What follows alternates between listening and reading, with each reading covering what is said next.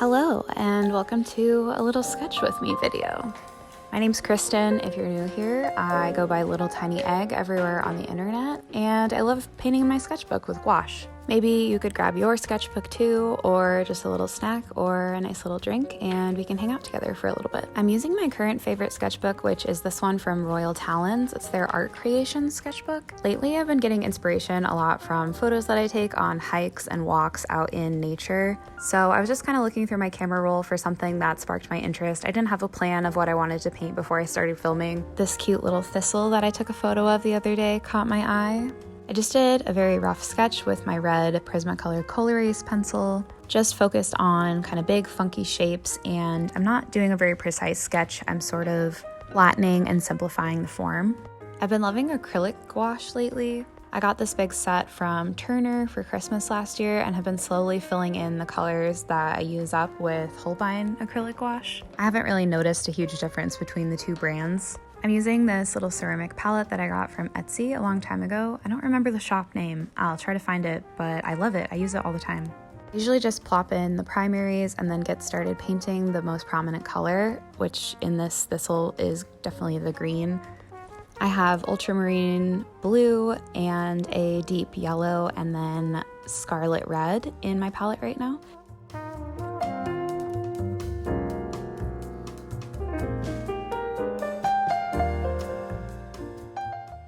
You can see that I added white to my green to make it a little bit more pale, and then I like to add a little swatch up there in the corner so I can kind of remember my colors. I kind of just mix greens as I go. I don't want the whole thistle to be the same color green, so I'm adding white, adding blue, and kind of blending them together. When I first start painting, my goal is to kind of just cover the white of the paper, and in gouache, everything looks very flat the first pass, at least for me. It always looks kind of mid-tony and a little bit boring, but that's okay. It's gonna look ugly for a little bit, and that's just painting. That's how painting works. Here I'm using some of my blue and this opera red to make a magenta purple color for the body of the thistles. And then dipping into my titanium white with that pink for the center.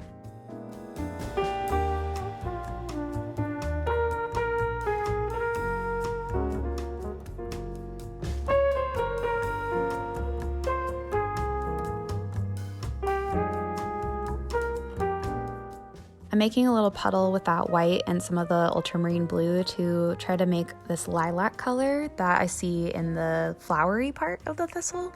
I don't know, is that the flowery petals? And I love this color. I love how it looks on the paper. I was really enjoying playing with the shape of this petal. Flower.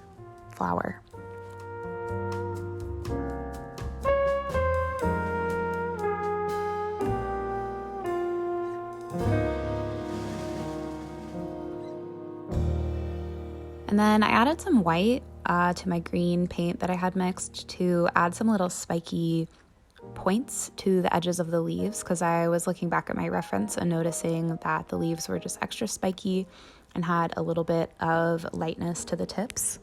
In gouache, you have to be kind of careful with how much white you add. It's really strong, so even just like a little touch of white will really cool down and lighten the paint that you mix. And then I found that this deep purple was the perfect color for the body of the thistle. I really need to learn my plant vocabulary, I'm realizing.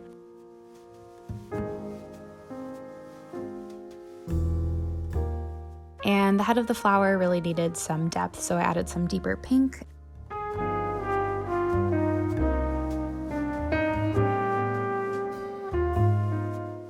And then I'm using this Prismacolor Premier pencil in the color Black Grape. This is one of my favorite ones. It doesn't come in the standard pack, so you have to buy it individually, but I just added it to the thistle to add some depth. I'm being kind of messy with my mark making here, and that's my favorite part about sketchbooking, is that your marks can be loose and free and it doesn't really matter. And then I'm using this marine green Prismacolor pencil to add some darkness to the shadow, and then like the little shadow shapes underneath the leaves to add more depth. While that dries, I'm gonna go clean my palette off. And then for the other side of the sketchbook spread, I was looking at some more photos that I had taken and decided to kind of smush a couple of them together. So I have this little log in the foreground that has some mushrooms growing on it, and then this little landscape that is referenced but also kind of just imagined. Sometimes I'll add a taped border in like masking tape or a washi tape, but lately I've been really enjoying how it looks when I don't paint a border and I just kind of go up to the edge of a little square. Traditionally with a landscape, you want to start in the back and then work forward, but I want some of my foreground elements to be somewhat transparent, so I'm going in with this orangey yellow in the mushrooms on the log and then the centers of the asters. You can see that I'm working with a pretty watery mixture here, just to get that texture going. And then I'm going to start mixing a blue for the sky in the background, making sure to leave the white of the paper for the clouds. And then I gotta use my disgusting rag to clean off my mixing area here.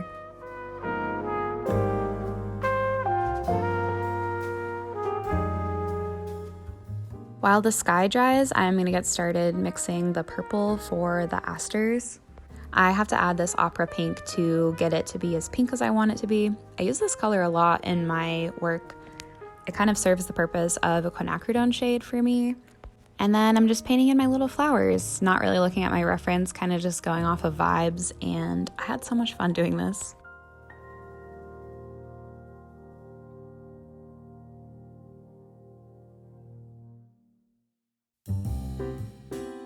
Then I got started on the little log. I mixed a couple of different grays, grayish browns, grayish blues for the log. And my primary goal was kind of getting the white of the paper covered before I went in with the darks and the lights. I'm using these watercolor brushes from Princeton. They're the Aqua Elite brand that you can get at Michael's. I love these brushes. They're my favorite to use with gouache or watercolor. They hold a ton of paint. They're actually synthetic, but they kind of act like a natural hairbrush in that they hold a lot of water and paint, which makes them really easy to paint with, in my opinion. And then I'm going in with a dark color for the log. I never use black in my paintings. This dark color is actually a mix of just ultramarine and the red and just like a touch of yellow. I'm going in and adding the texture on top of the log. It's amazing in gouache how flat things can look until you add a little bit of texture on top.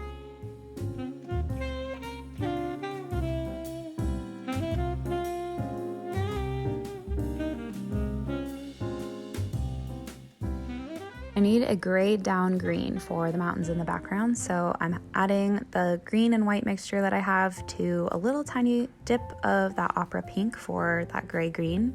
And I'm starting with the darkest parts of the mountain, which I have kind of outlined in my pencil. You can see my sketch is pretty messy, but I'm just using it as a sort of map of where the darkest areas are. There's a little bit of warmth and yellowness to the hill on the left in my reference photo, so I'm adding some yellow to my green mixture. Because gouache dries pretty quickly, at least this acrylic gouache does, and it's pretty flat, I try to focus on interesting shapes in my composition, so the shapes that make up the mountain scene in the background, I try to keep them as visually interesting as possible, but then also kind of still going off of the reference. I'm adding some gray to the clouds. Clouds are never really pure white, so it's always a challenge to mix the right color for clouds.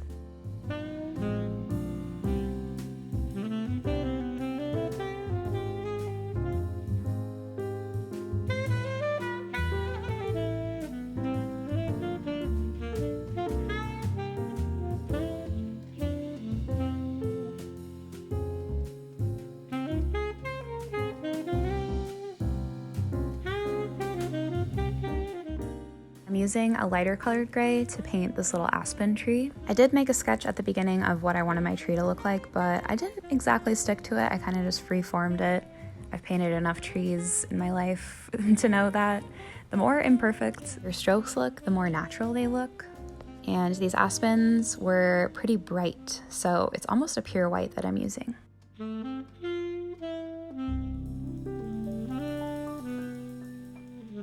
I'm adding a little silver outline to the edge of the clouds. They were a little bit backlit, and in my reference, the edges of them are quite white.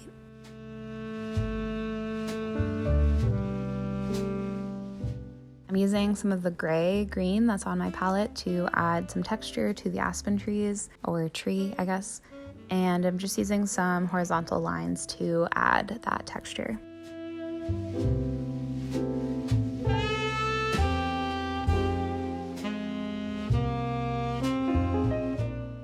right, now it's time for the super fun part, which is adding that bright pop of yellow to the fall aspen leaves. I'm just making some sort of irregular dots and letting them blend into each other.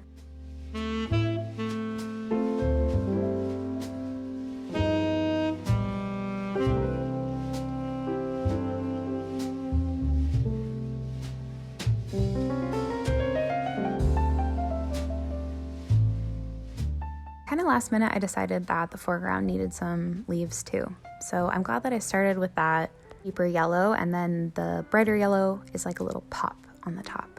I'm imagining that these little dots of yellow are far away aspen trees in that sort of mid foreground.